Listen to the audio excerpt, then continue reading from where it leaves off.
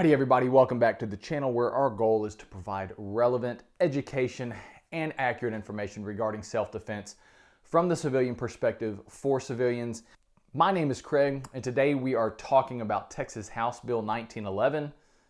Don't know if that's a coincidence, also known as the Texas Constitutional Carry Bill.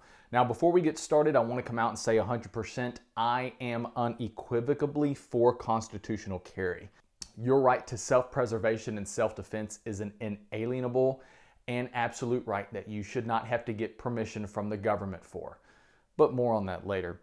What HB 1911 is, essentially it removes the subchapter H, chapter 411 requirement needed to carry a handgun outside of your vehicle or your home. Essentially what that means is as long as you are 21 or older and you can legally possess and carry said firearm, you don't have to ask Mother May I anymore.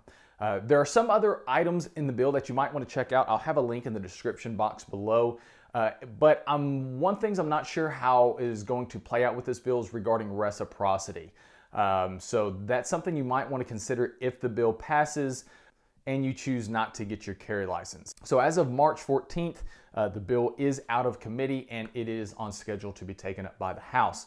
So when the House votes on it, if it passes, which we think there's enough support for it to do, then it goes to the Senate committee, then the Senate, then the governor's desk, which we believe that he will sign off on it. If you haven't yet called your representatives to express your opinion one way or another, please do so.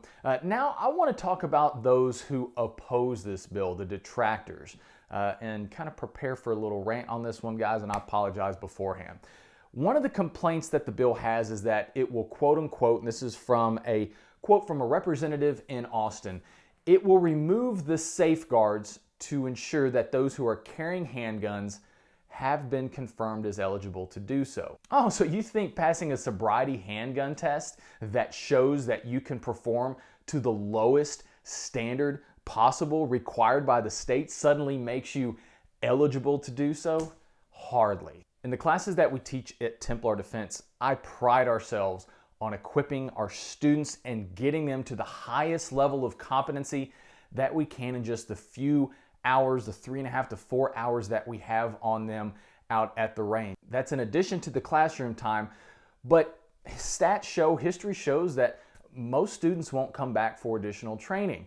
So I'm doing what I can in the time that I have to get them trained up as best as possible.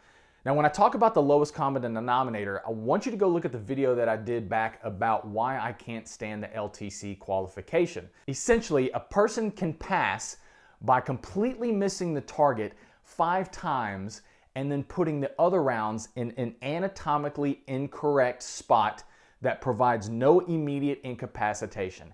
If they do that, they can still pass. And so in my opinion, that is nowhere near close to good enough.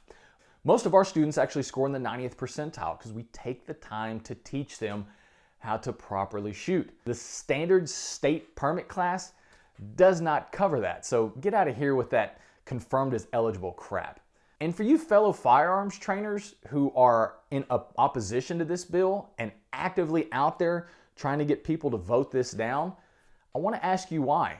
Are you suddenly concerned that criminals or people who shouldn't carry are now just going to start magically carrying?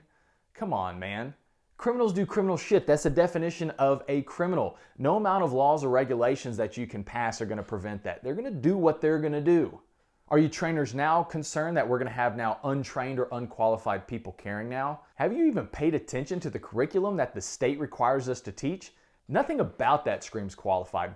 It's just laughable. No, what you're worried about is about your pocketbook being affected. You're worried that now the state no longer requires students to take a required class to carry, and that's going to affect your pocketbook. Well, it might, but those who still want to seek out training are going to seek out training.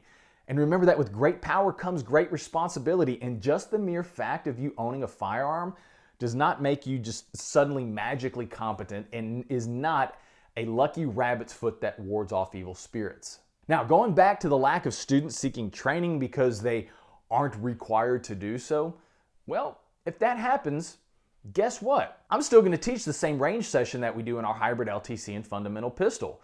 Why? Because what we're teaching and doing is relevant and necessary. So if you no longer force me to teach that horrible state qualification, great.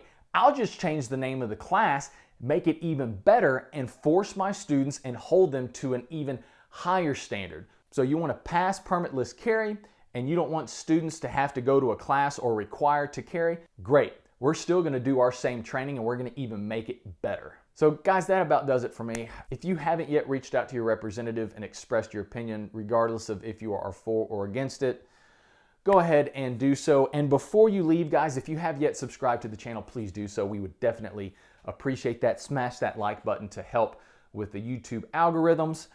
But thank you so much for watching. Welcome to the family, guys. Be safe, be smart, be skilled out there. We'll catch you on the next video.